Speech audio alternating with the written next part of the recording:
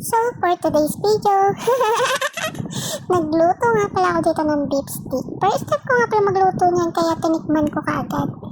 Pinatikim ko na nga din yan sa mga anak ko at nasarapan naman. So, wakas!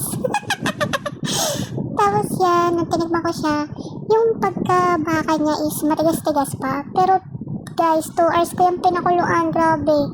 Kasing tigas ng mukha mo, besh. Charis! Kasi nung tinikman ko siya, pag nasa kawali siya, maalat siya. Pero pagka nilagay mo siya sa kanin, ay tamang-tama lang yung lasa niya.